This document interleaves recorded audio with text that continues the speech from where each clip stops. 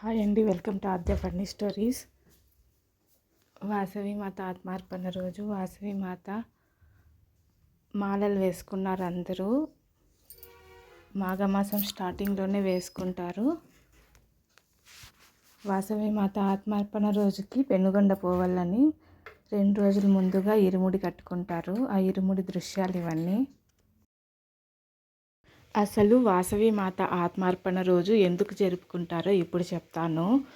పశ్చిమ గోదావరి జిల్లా పెనుగొండ అనే పట్టణంలో కుసుమశ్రేష్ఠి కుసుమాంబ దంపతులు ఆ ఊరిని పరిపాలించేవారు. వారికి చాలా కాలం వరకు సంతానం కలగలేదు.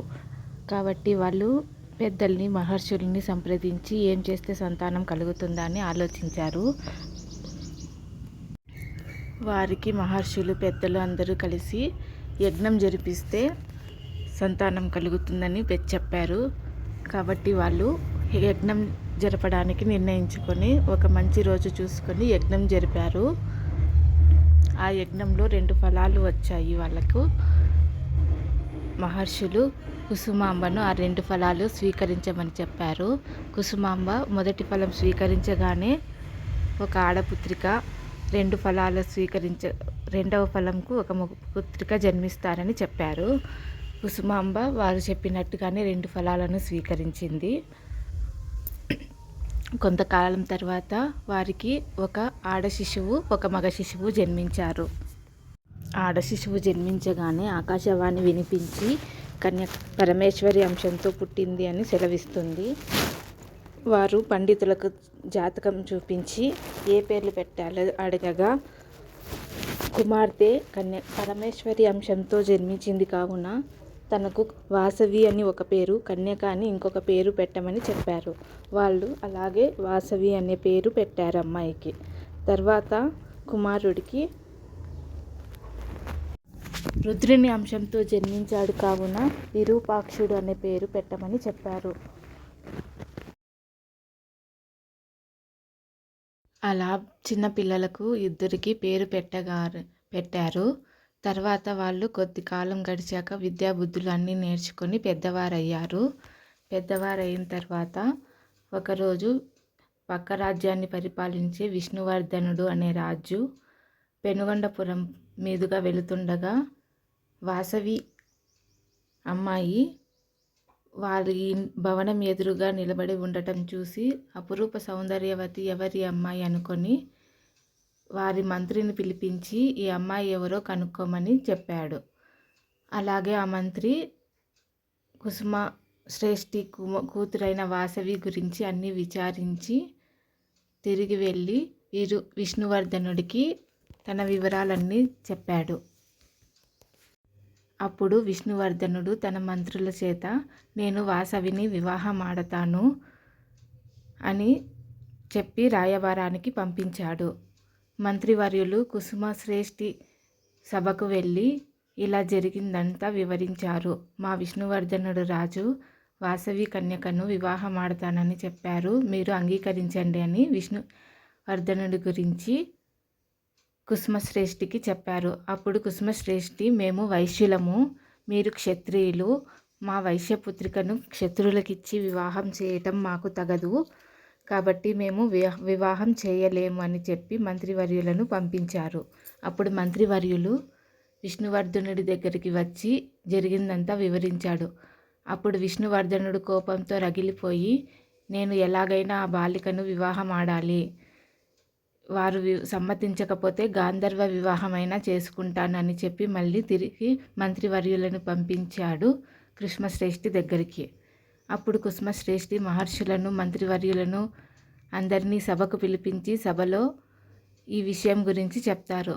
అప్పుడు పెద్దలు మంత్రివర్యులు అందరూ కలిసి ఒక ఉపాయం ఆలోచిస్తారు. విష్ణువర్ధనుడు చాలా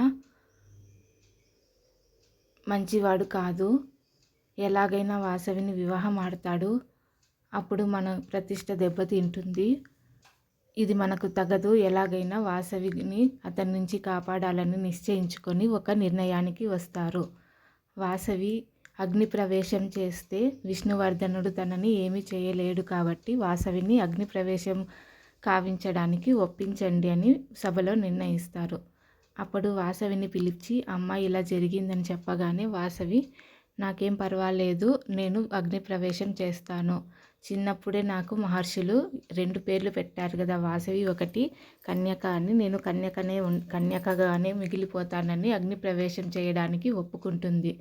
అప్పుడు తల్లి నువ్వు ఒక్కదానివే కాదు, మేము కూడా అగ్ని ప్రవేశం చేస్తానని తమ రాజ్యంలో ఉండే వైశ్యులందరూ ముందుకు రాగా వాసవి అందరూ వద్దు, ఒక కుటుంబంలో ఒక్కొక్కరు మాత్రమే అగ్ని ప్రవేశం చేయండి నాతో పాటు అని చెప్పగా 102 కుటుంబాలలోని ఒక్కొక్కరు వాసవితో అగ్ని ప్రవేశం చేయడానికి ఒప్పుకుంటారు.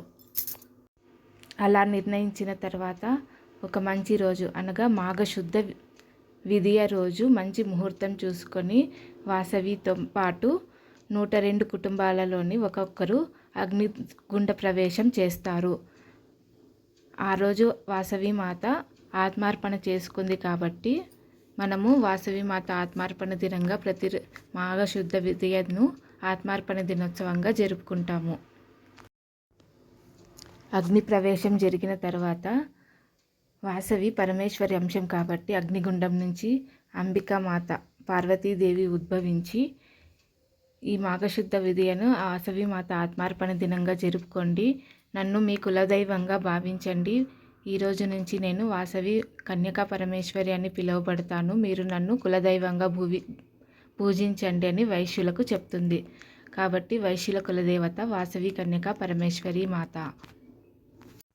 ఈలోగా విష్ణువర్ధనుడికి విషయం తెలిసి అగ్నిగుండ ప్రవేశం జరిగింది, ఇలా వాసవి అందరూ అగ్నిగుండ ప్రవేశం చేశారు అని తెలిసి ఎలాగైనా పెనుగొండ చేరుకోవాలని బయలుదేరుతాడు. మార్గమధ్యంలో రాత్రి అయిపోతుంది. రాత్రి అయినప్పుడు ఒక బసలో నివసిస్తాడు.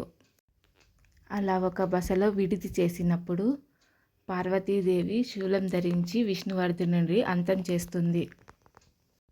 అలా విష్ణువర్ధనుడు పార్వతీ చేతిలో అంతమైపోతాడు. చెడు ఎప్పుడు గెలవదు, ఓడిపోతుంది అనేదానికి వాసవి మాత జీవిత చరిత్ర ఒక మంచి ఉదాహరణ. ఎప్పుడూ మంచినే కోరుకోవాలి, మంచినే ఆచరించాలి. సత్యమేవ జయతే, ధర్మాన్ని ఆచరిద్దాం. అలా అగ్ని ప్రవేశం జరిగినప్పటి నుంచి వాసవి కన్యకా పరమేశ్వరి మాత ఆర్యవైశ్య కులదైవంగా పూజలు అందుకుంటోంది. ఇది నచ్చితే ప్లీజ్ సబ్స్క్రైబ్ చేయండి. వాసవి మాత ఆత్మార్పణ రోజును అనంతపురంలో బాగా నిర్వహిస్తారు. వాసవి మాత ఆత్మార్పణ రోజుకు ముందు 40 రోజుల నుంచి అందరూ మాలలు వేసుకొని 2 రోజుల ముందు ఇరుముడి కట్టుకొని పెనుగొండకు బయలుదేరి వాసవి మాత ఆత్మార్పణ రోజు పెనుగొండకు చేరుకొని అమ్మవారికి విశేషంగా పూజలు నిర్వహిస్తారు. అలా ఇరుముడి కట్టుకున్న రోజునే అనంతపురంలో పెద్ద ఎత్తున నృత్య ప్రదర్శన ఏర్పాటు చేశారు. ఈ అమ్మాయిలు చాలా బాగా నృత్యం చేస్తున్నారు. భరతవేదమున పాటకు, పౌర్ణమి సినిమాలోని పాటకు బాగా నాట్యం చేస్తున్నారు. అందరూ అభినందిస్తున్నారు చప్పట్లతో. ఈ 3 అమ్మాయిలు చాలా బాగా చేస్తున్నారు. ఈ అమ్మాయిల నృత్యం మీకు నచ్చితే ఒక లైక్ వేసుకోండి. ఛానల్ ఫస్ట్ టైం చూస్తున్నట్లయితే ప్లీజ్ సబ్స్క్రైబ్ చేసుకోండి. మరిన్ని వీడియోలు మీకు అందుబాటులో ఉంటాయి.